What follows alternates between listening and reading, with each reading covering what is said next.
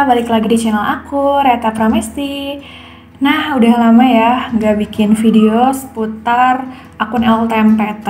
Nah, oleh karenanya, hari ini aku mau sharing tentang jangan lupa simpan permanen akun LTMPT kamu gitu ya. Kalau misalnya udah difinalisasi sama sekolah, nanti apa aja sih yang harus lakuin, gimana caranya, jadi tonton sampai akhir. Dan aku juga bakal sharing tentang PTN-PTN apa sih yang gak mau dinomor 2-kan, biar kamu bisa membuat gitu ya, jurus strategi gitu, untuk mengurutkan pilihannya itu menghindari si PTN ini tuh di nomor 2-kan. Oke, langsung aja kita masuk ke pembahasannya. Tapi jangan lupa buat bantu like, comment, share, dan subscribe channel ini ya, biar makin berkembang. Thank you. Nah teman-teman, pertama-tama, jadi secara info jadwal gitu ya, simpan permanen itu udah bisa dilakuin dari kemarin, 8 Februari, sampai tanggal 15 Februari 2022, itu sekitar jam 3 sore. Jadi jangan sampai kelewatan, jangan sampai nggak difinalisasi gitu ya. Nah, atau nggak disimpan permanen. Jadi akun siswa itu di tanggal 8 sampai 15 Februari bisa disimpan permanen, nanti tampilannya bakal seperti ini ya. Dan itu tuh bisa dilakuin kalau misalnya setelah sekolah finalisasi data PDSS akun sekolahnya. Jadi pastikan dulu sekolahnya itu udah finalisasi akun PDSS-nya, baru kita bisa simpan permanen. Nah, terus kalau misalnya nih sebelum simpan tuh harus ngelakuin apa? Jadi pertama itu adalah registrasi akun LTMPT kamu, daftar gitu ya. Lalu mencatat email dan password akun, jangan sampai lupa karena ini bakal terus-terusan kepake gitu sampai nanti pendaftaran SBMPTN. Jadi bukan hanya SNMPTN aja, SBMPTN juga harus punya akun LTMPT. Selain itu adalah mengunggah foto sesuai ketentuan. Aku udah pernah bahas infonya di yang link di atas ya, nanti bisa dicek. Atau sebenarnya LTMPT juga udah sering sharing gitu ya. Yang penting jelas fotonya, jangan sampai blur, resolusinya juga harus bagus gitu ya. Dan ketentuannya diusahakan ikuti aja. Selain itu jangan juga sampai salah gitu dalam mengisi data, karena kalau misalnya datanya udah disimpan permanen akunnya gitu ya, nanti nggak akan bisa diubah. Sayang banget ya, masa nggak lolos gara-gara kesalahan administrasi yang kecil. Sayang banget gitu.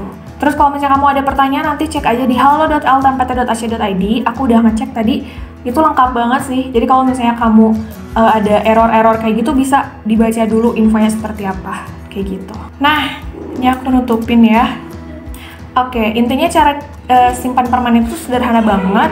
Pertama, buka portal.ltmpt.ac.id, lalu nanti masukin email sama passwordnya. Nanti masuk ke halaman konfirmasi, dan nanti centang aja pernyataan yang saya menyatakan bahwa data yang saya isikan itu di dalam borangnya benar gitu ya. Saya bersedia menerima sanksi pembatalan keikutsertaan pada SNMPTN dan atau UTBK SBMPTN apabila daya tampung saya diisikan tidak benar. Sebelum mengklik simpan permanen, pastikan semua data yang kamu masukkan benar ya, jangan sampai salah. Dan jika sudah yakin, klik simpan permanen dan akan muncul konfirmasi klik ya simpan permanen. Nanti kalau misalnya udah disimpan permanen, itu kata koordinator bidang teknologi Bapak Arif Junaidi, itu tuh udah nggak bisa diubah lagi datanya. Nah, itu tentang info tentang simpan permanen gitu ya. Sekarang aku mau ngejelasin tentang PTN-PTN apa yang nggak mau di nomor 2-kan. Nah, ini info resminya dari sosialisasi UB dan postingannya ini dari info masuk PTN. Yang pertama adalah UB. Jadi UB itu nggak mau diduakan atau dimasukkan ke pilihan kedua.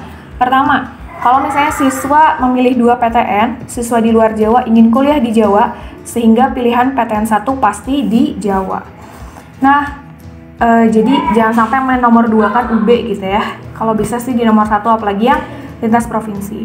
Lalu seleksi SNMPTN dilakukan pada PTN 1 dulu, jadi daya tampungnya udah pasti terpenuhi nih di PTN 1, dan PTN 2-nya nggak akan diseleksi. Dan yang ketiga, apapun program studinya pasti sudah terpenuhi daya tampungnya karena siswa yang merasa di tengah ke bawah tidak akan memilih program studi yang favorit. Jadi kemungkinan kecil banget gitu ya diterima di pilihan kedua. Oke, yang kedua adalah Unair. Unair ini berdasarkan news.unair.ac.id. Jadi Bapak Imam itu pemateri asal PPMB Unair menyarankan kepada audiens agar tak menjadikan Unair sebagai pilihan kedua. Menurutnya jumlah pendaftar yang mencantumkan Unair sebagai pilihan pertama selalu lebih banyak daripada kuota yang disediakan oleh prodi di Unair. Yang ketiga UNES. Jadi UNES itu juga sumbernya dari unes.ac.id.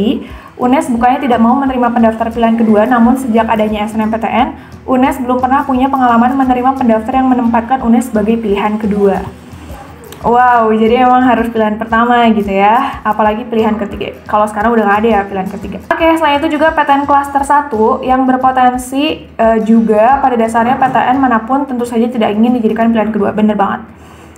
Tapi khususnya klaster 1 ini karena keketatannya tinggi gitu ya, jadi usahakan tidak dijadikan pilihan kedua kalau misalnya memilih 2 PTN. Oke, nah segitu aja infonya, semoga bermanfaat. Jangan lupa untuk simpan akun permanen kamu gitu ya sampai tanggal 15 Februari, dan juga mulai dipikirkan gitu ya urutan pilihannya, jangan menomorduakan PTN-PTN yang sudah disebutkan tadi. Semoga bermanfaat, dan jangan lupa kalau misalnya ada saran konten lain boleh banget kirim di kolom komentar. Thank you and bye.